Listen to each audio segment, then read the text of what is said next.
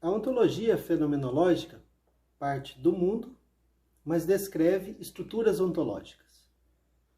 Bom, o percurso bem trabalhado, com todas as referências e etc., dessa passagem de Kant a Husserl, chegar a Kant, essa questão, passar por Husserl, a noção da intencionalidade, a passagem por Heidegger e seu Dasein. Sobre isso eu sugiro que vocês vejam um artigo que eu escrevi em 2015 e foi publicado na revista Princípios, revista de filosofia da Universidade Federal do Rio Grande do Norte, volume 19, número 32, páginas 419 e 456. Isso depois eu encaminho na nossa sala de aula. Falando exclusivamente do Sartre, que é o nosso objetivo agora, Sartre desenvolve uma ontologia fenomenológica, ou seja, ele pretende partir do mundo e descrever as tais estruturas ontológicas. O espírito disso, a maneira melhor, mais direta de dizer isso é aquela que eu me referi no vídeo anterior, na verdade no primeiro dos vídeos, quando eu disse a compreensão que Heidegger tem da fenomenologia. Ele diz o seguinte, no meu caminho para a fenomenologia, um pós-escrito de 69. O essencial para ela, a fenomenologia, não consiste em realizar-se como um movimento filosófico. Acima da atualidade está a possibilidade. Compreender a fenomenologia quer unicamente dizer captá-la como possibilidade. Nesse artigo, além do Sartre, eu falo também do Merleau-Ponty, porque essa possibilidade da fenomenologia se revela na França como a ontologia sartriana, que é uma ontologia que remete à consciência intencional, mas nós temos o Merleau-Ponty e sua fenomenologia da percepção. E isso se funda nesse princípio, né, da compreensão heideggeriana, de que a fenomenologia é um movimento, ou seja, o ser ele se revela no ambiente da percepção, ele se revela no ambiente da consciência, então existem possibilidades de revelação de ser, e todas elas são equivalentes no sentido de sua verdade. Aí, nesse caso, não se trata de verdade absoluta, verdade fenomenológica. O que seria, então, quais seriam essas estruturas que Sartre revela? Bom, de maneira bem simplificada e bem direta, são 4 estruturas básicas que eu proponho para a gente começar.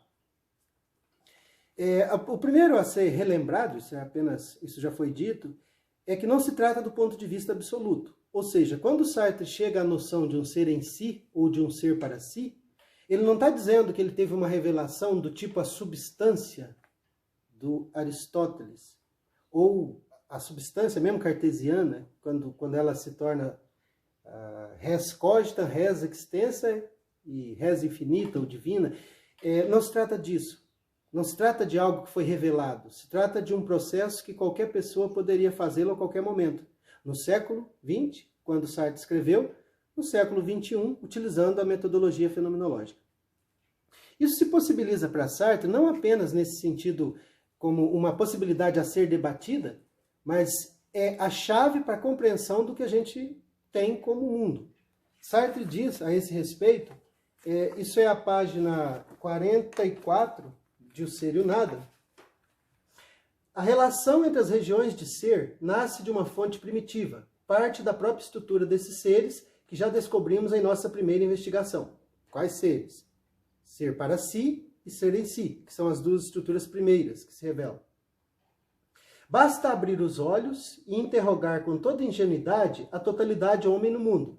Descrevendo-a, podemos responder a essas duas perguntas. Primeira, qual é a relação sintética que chamamos de ser no mundo? Segunda, que devem ser o homem e o mundo para que seja possível a relação entre eles? Na verdade, eu não preciso de recursos metafísicos. Não depois da fenomenologia, não depois da inflexão dada à fenomenologia por Heidegger, em Ser e Tempo. Isso está fundado nessa tradição da filosofia, conforme eu disse, da filosofia continental. Nós temos esse lastro, né, essa ligação com todo o debate, porque de Kant a gente precisa voltar a Hume, depois a Descartes, depois ao período do medieval, e isso nos remete, nos volta a esse primeiro homem que perguntou se era possível construir respostas tão boas quanto as da religião, ou melhores, a partir de outro caminho, que é o filosófico. De onde então Sartre retira a noção de seres em si e para si? Primeiro, ele não trata eu vou enviar esse slide depois, ele não trata do ser ele mesmo, a totalidade do ser. Esse ser só poderia se opor ao nada. E nesse sentido, a descrição idealista do Hegel é perfeita. Porque se trata de um nada absoluto opondo-se a um ser absoluto. Sartre não pode discursar sobre o ser ele mesmo.